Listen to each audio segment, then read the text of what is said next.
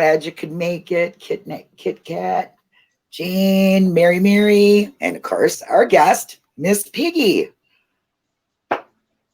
So everybody wanted to welcome Miss Piggy. She's a tweeter, and I love all the Twitter people for sure. So how are you doing today, Miss Piggy? Good. How are you doing, Linda? Pretty good. She's sick, guys, so we're not going to keep her really long, but we're going to, to get as much out of her as we can. So I've only got a bug. I'm not dying. You're okay.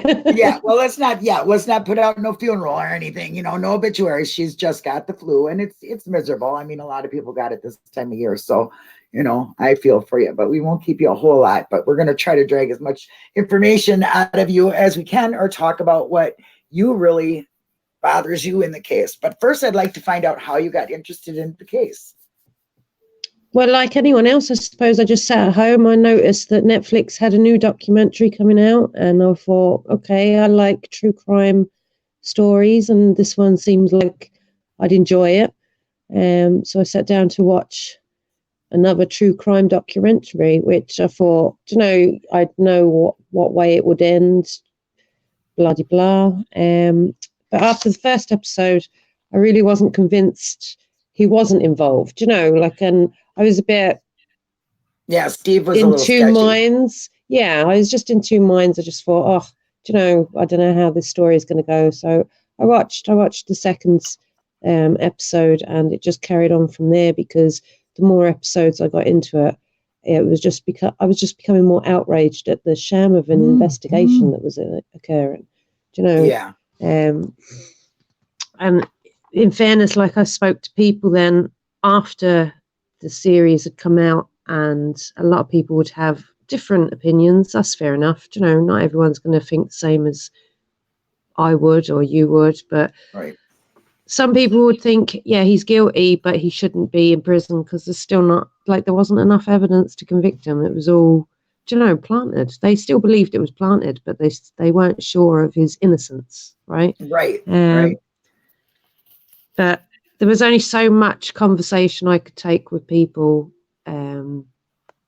one-to-one. So I basically went onto YouTube and I looked into things more with YouTubers that are there now, Eric Ose, Mama Phoenix that was doing the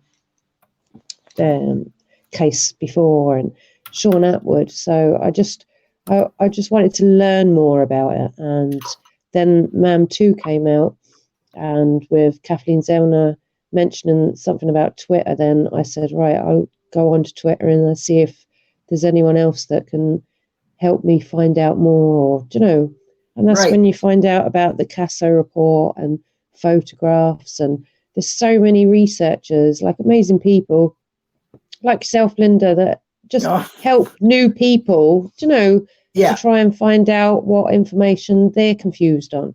Right. Everyone's at a different stage, and sometimes everyone's got the same question that could have been asked maybe 100 times before, because there's a lot of people that have been on Twitter since day one.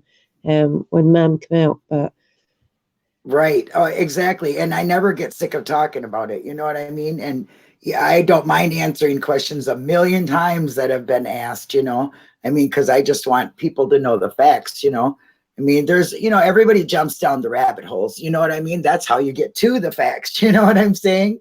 So it's all a lot of fun. And hey, I appreciate y'all, everything everybody does, And when you said you weren't real convinced about Stephen, well, of course I wasn't at first either. I did think he needed a new trial, but I wasn't convinced he was, not guilty, because I didn't read any transcripts or anything. It just seemed like, funny to me. But with Brendan, it was a clear-cut case to me that was coercion. So did you feel the same way about Brendan? Oh my God, my heart just went out to him as soon as I saw him being interrogated by the police. And I don't know, it was just the fact that he was the only one not sent in with a guardian or someone with him. Right. I just felt for him. And I knew just by the way they reacted with him, how they tried to befriend him more so than anything else. It was just, they were coercing him, and it's plain to see anyone a blind man would be able to see it. Yeah. I think that's why it's so frustrating that we just can't let him out. You know what I mean? That the governor hasn't, just said, okay, hey, let's just go on his innocence. This kid really is innocent. I mean, he's suffered enough, 13 years and 14 years in prison. It's crazy, and that poor kid, I just feel bad for him. So we do have another letter out there. I guess everybody, you can check it out. It's on the Facebook page. If I had the link, I would put it out, but they're doing an open letter and it was wonderful. And of course, you can write to the governor yourself. You can sign the petition.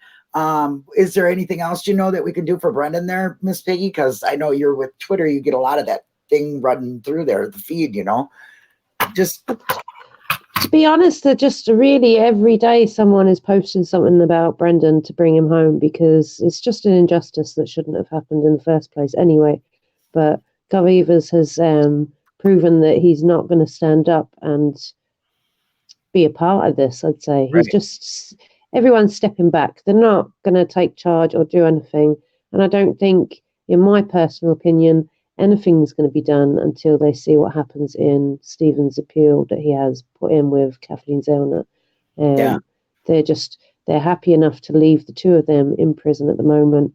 And if they can leave them in prison for the rest of their lives, that's what they're going to do. But they never knew, they never had any idea that making a murderer was going to come around and they'd all be exposed. And every day, more and more comes out. We were talking last night with Eric Cozy, and we were saying, like, well, maybe, there's, once they get Colburn in case there, he might have a discovery, and then, a whole bunch of stuff will come out. What are your feelings about Andrew Colburn? Okay, well, look, watching the program, he came across to me as very shifty, and it's not how man was put together. It was his reactions, his facial expressions, his hand gestures. I look at how someone reacts to a situation. People are saying it was edited and his reactions weren't what he was reacting to by being questioned, but I actually don't agree on that. Andrew Colburn knows a lot more than what he's letting on, especially with the license plates. There is a lot more to it, and he's just opened up a can of worms for himself by going after Netflix. That kind of just brings me right to like Cuss Road. You know about Cuss Road, obviously. So I think, Lincoln Colburn, I don't know so much about Colburn. I feel has really, really got a lot, just like you. He's got a lot to do with this case. I mean, it's just too coincidental. You know what I'm saying? There's just too much there for me. Him finding things, it's Manitowoc that's found all this evidence. You know what I mean? It's Manitowoc that shouldn't have been there. And what are your feelings about them in general, just being involved in this case? And then, just like Colburn's going after Netflix when he's the one that really looks, he's just trying to save face. And I think he's dirty as heck. You know what I mean? His hands are dirty. So even like in your country, do they allow the stuff that we've had done here? How does that work for you? In what way? Well, like, I mean, let's say in investigations, because if there was a conflict of interest, they would take someone off that investigation. They wouldn't have any kind of conflict of interest. Right. I was very surprised, to be honest, with Andrew Colburn having taken that phone call years ago when Stephen Avery was first incarcerated and not doing a report until the day he was released, even. Himself and other people actually being involved in this investigation. If it was meant to be handed over to Calumet County, then they should have been left do their investigations. Manitowoc should have just stepped away altogether. They shouldn't have been involved. From pictures I've seen, there's plenty of law enforcement officers they could have used other than the handful of police officers that were being deposed at the time and that found most of the evidence. Exactly. It's just it's like I don't hear of this anywhere else. It's like so sad to hear about it happening, especially in a town, a state right next to me, and in America. Let's just put it that way. When you got innocent people in prison and the corruption is so very visible, and my hands just feel so tied. I mean, we have to wait for the courts. That's what we have to do. And courts take a long time. It's really, it becomes, you're like, oh gosh, when is this going to end? And so many people give up and just say, well, this is just not, I just can't even put any more and get discouraged. And I don't want anybody to get discouraged. They need us more every single time somebody gets let down, like Brendan. He needs us more. Don't you think they need us more to fight for him? Stand up and fight, Hi, Ben. Hi, Eric. Hi, all you guys out there with your little smart comments, Mr. Crunch there. I'm glad Eric took care of that question, Oh, gosh. Mr. Crunch, I know who you are. You're hiding behind that little guy from France. That's where he's from. But so do you really think that maybe this time that they're going to give her evidentiary hearing? Do you think they're going to win the appeal? What are your feelings on the waiting thing here, the 90-day extension kind of thing? Yeah, we have to the 11th of February now to wait and see what their response will be. I'm actually very curious to see what the state are actually going to respond back with, because any responses they've had so far have just been absolutely ludicrous. Right. They're not basing it on anything strong, and I feel that Zellner really has a lot. I mean, in most cases, if you had one Brady violation, you'd be in court. She's got what, 3, and then on top of everything else, the bones. I mean, yep. How are they going to keep running from that? You know what I mean? They're eventually going to have to do something, right? It's hard to know, but at the end of the day, I actually think she'll get her evidentiary hearing. They can't keep knocking her back and knocking her back. Like, this has gone worldwide. It's not in Manitowoc's back garden anymore. It's not something they can keep under wraps between a few bad men.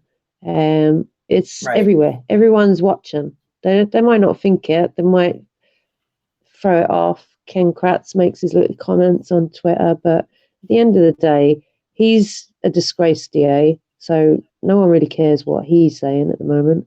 Yeah, a lot of people listen to him, though. Unfortunately, he does have some kind of following. I mean, there are a lot of, I don't know, I don't give him any credibility whatsoever the minute I found out he was a sexting drug addict. I mean,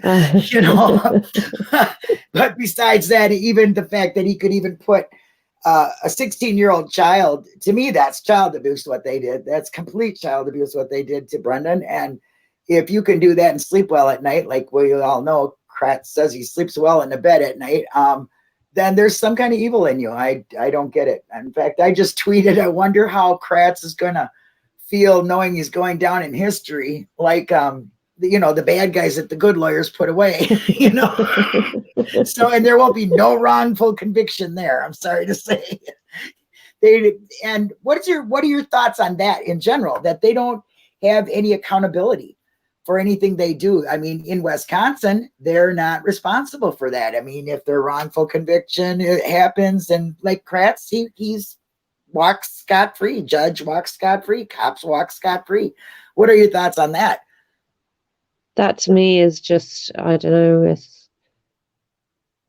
I can't see how someone can be convicted on a prosecutor's lies. And don't get me wrong, because I've seen plenty of courtroom dramas, true life ones, and prosecutors can lie to get a conviction.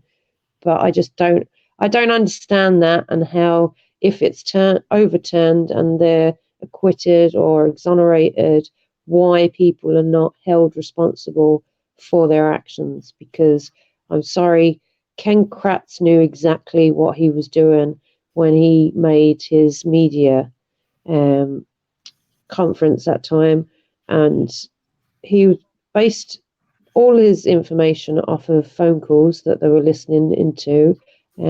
Kirsty from Foul Play has put together a narrative of all the calls, and you can tell from details that were said between Stephen and his mother and Stephen and Jodie that little bits and pieces were picked out and put into this narrative that Ken Kratz aired to the public and before the trial even started. So he Right. there was never a fair trial for Stephen Avery. Mm-hmm. Do you know, just going on that. Yeah, I totally 100% agree with you. Since listening to the calls, and I've kind of put things myself, kind of like what you said, Christy did, which I'm happy to say she's going to be a guest here soon, guys. So watch for that.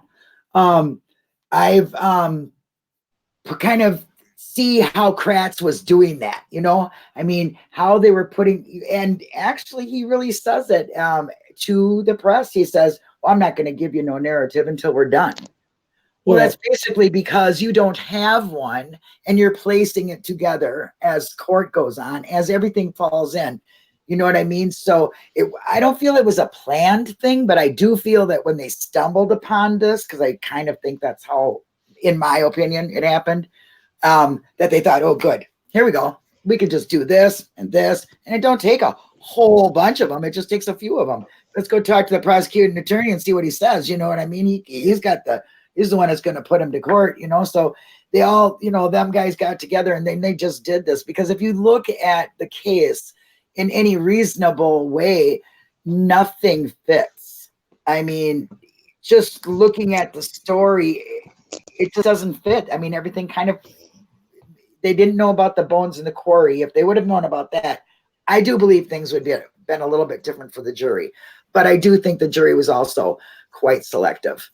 And you've heard of that, right? What are your thoughts on the jury there having pizza? Oh yeah, pizza and drinks. Yeah, I mean, and where does that happen? You know what I'm saying? Where is that allowed anywhere else? I mean, my main thing is, where does this stuff happen anywhere other than Manitowoc? I mean, this bad. You know, there's just too many things for anybody to not. I don't care if you got a first grade education, you know, you're going to say this isn't right, you know. So I find it hard that the jury couldn't have been, you know, tampered with or had their bias before, which is poisoning from Ken Kratz and his press conference. Although he says he would take that back, I doubt he would.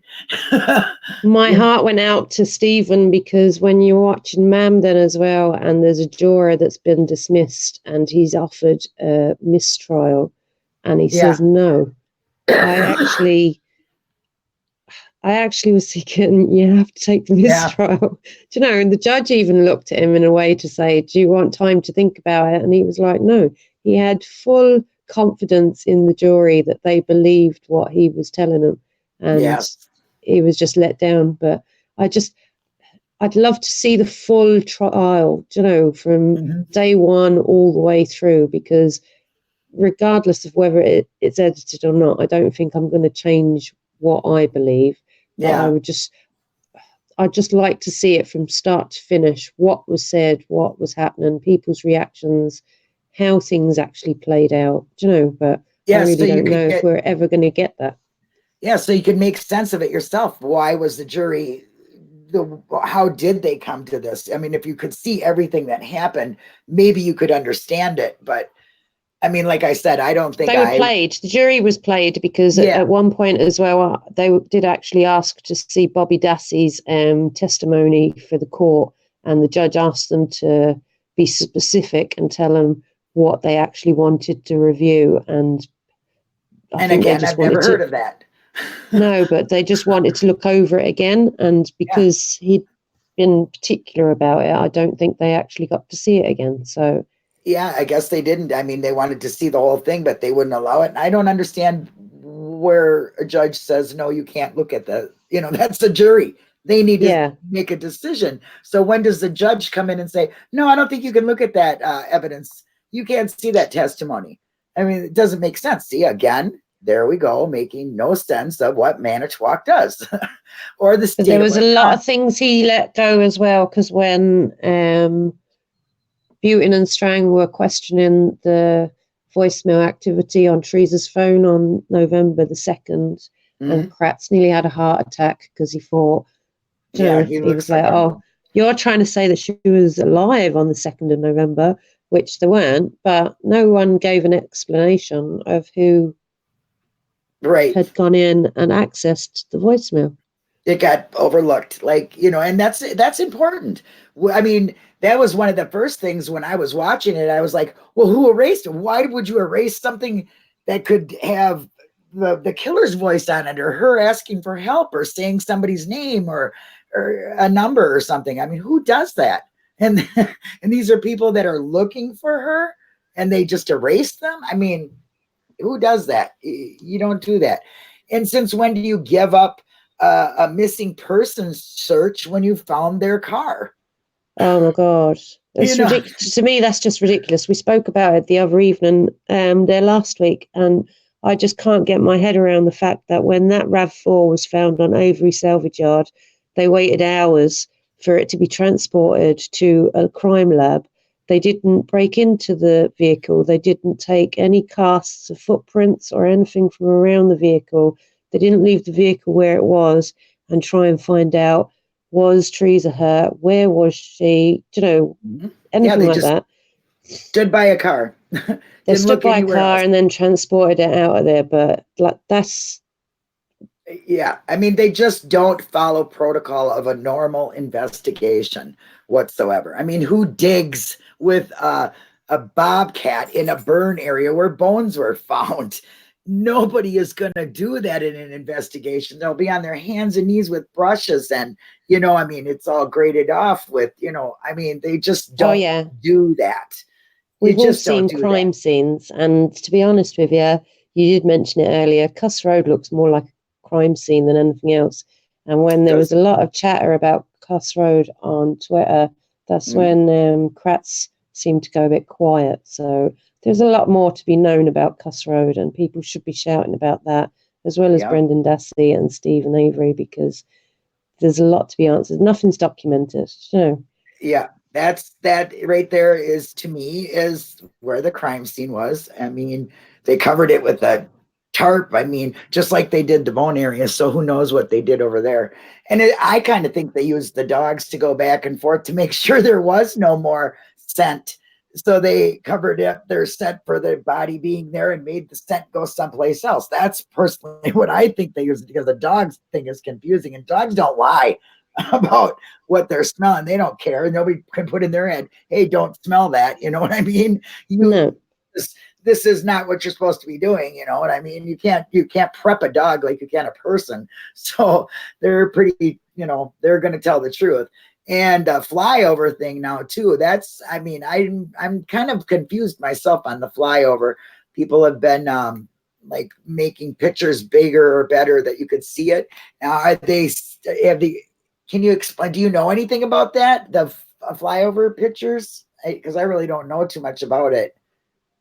There's a lot of people just examining the flyover pictures because it's not shown on Avery Salvage Yard on the 4th. So there's a very small time frame of when the RAV, I think, could be planted on Avery Salvage Yard. But at the end of the day, you've got Ryan Hilligus that has 21 dropped calls from a withheld number, and normally withheld numbers are from law enforcement or something along those lines. And I've been there. There's no phone in around the time they're thinking that the RAV was planted. So he's not placed himself in a very good place. He's not answered any questions. He wasn't even questioned as a suspect, and being an ex-partner to the victim, he should have been number one suspect in my book. Yeah, I agree with you. And in most investigations, he would have been. I mean, him and the roommate would have been, I mean, Scott Blodorn got more investigated than Ryan did, at least they took his fingerprints and things, So maybe these unidentified fingerprints could be Ryan's. You never know. I mean, they don't run them through, I wonder if Kathleen will get a chance to do that. That would be nice. I mean, I don't know if she's ever requested them myself, but I think they would be telling too, you know, and Ryan just is too sketchy for me personally. And being that Kathleen tried to talk to him and he keeps refusing, and Scott Blowdarn says, who are you going to talk when Kirby, the investigator, asked him, "Wait, come on down, we're going to talk to you," you know, and we got a few other people, and he names Ryan first being the person that they're going to also talk to. That's a little telling too. Yeah. It's just it's very shifty all the way through, I think. You know, his body language as well as Andy Colburn's is very telling. You know, like. Yeah, I think them two could be very much in cohorts. I mean, yeah, I don't know. I just know that when I was in Manitowoc and I was at the salvage yard, you do not have no phone service. So it goes in and out. It's really bad down there. So that made sense to me, you know, and I purposely checked that to see if that was happening, you know, and it did. It constantly did. So I get that. And I mean, it's just, I think all of us and all of the real deep researchers are just, they're coming up with so much. I mean, these phone calls, I'm so sorry, but thank you, Christy. Thank you, Millbilly. Thank you, everybody who's doing them phone calls, because they are so telling. They tell a lot. I mean, they Absolutely. really do. And the amount of time and effort these people are putting into going through these phone calls and even requesting them, you know. Yes. Totally. I mean, I mean, every time I tell Millbilly, thank you, he says, well, thank Christy. Well, I will. Thank you, Christy. Thank you very much for all the hard work you're doing. And we'll talk more about it. But I think that all the things that, since I've been involved, the things that have changed, well, the bones going back, and, you know, the butt call to the general, you know, assistant attorney general, and, you know, just all these things coming together, that they really can't fight Kathleen very much longer. I think she's just got a very strong motion, and I really hope they listen to it. But I also thought that about Brendan's, you know, clemency too. They didn't read that. They couldn't have. I mean, how are you going to pass up 250 professionals, and not, you know, take heed to what they say? I don't understand a governor that would do that. So I think that goes through. He's a governor that's just taken a back seat on things. Like I said, he's willing for Brendan to sit there and wait this out, because, to be honest with you, I think everyone's just waiting to see what's going to happen with Stephen's case. And that's all it comes down to. You're probably very right there, because it does take a lull, you know, and then they wait. It's going to be you know, what, another 5 weeks? Yeah, about 11. Oh, yeah. December, January, February. Yep. It's about maybe 5 or 6 weeks, not too long from now. Anyway, but it's going to be a long, you know, when you're waiting for something that takes a long time. But it's good, because everyone keeps busy and they keep looking into things and they'll keep questioning things. And at the end of the day, I said it last week as well, if that wasn't the case and it didn't happen, then I think it was CAF got the FOIA documents that weren't released originally, and that's how they found out about the bones. Like, Kathleen Zellner didn't have the documents originally. No, she didn't have documents. No. All these little things are all adding up, and they're just connecting the dots for everyone. And until then, we can just keep on tweeting, and we can keep on going on the Facebook, and we can keep on doing YouTube videos and getting more people in, because there's so many people that are just getting into it because they're just watching it, or somebody has recommended it. And that's, in fact, how I found out about it, was somebody recommended it to me. So thank you for changing my life. Well, everyone starts somewhere. Yeah, we all start somewhere. I mean, this has been a real, I tell you, it's almost, well, I've been in the case in my head for like almost 3 years now, but outwardly for 2 now. So it's and everything, and nothing surprises me still. Isn't that amazing? I can't be surprised by all these things, because I just keep thinking they're just so dirty. They're just so dirty, you know? There has to be more. There has to be more. There just definitely does. But anyway, I'm not going to keep you too much longer here, hon. But if anybody's got any questions for Miss Piggy or something, why don't you put it in chat, and we'll see if she's willing to answer them, because I don't want her to be sick. I mean, I know what it's like to be sick, and I appreciate your time. I really do. Hi, Finn. That's okay. Good to see you. Okay, let me see. Captain, what do you have to say? Okay, then ask Andy one question. Well, you didn't ask Andy a question. Let me see. Let's get out of this so I can pop up a question up on the StreamYards and we can read them. Let me see. Okay, what's this one?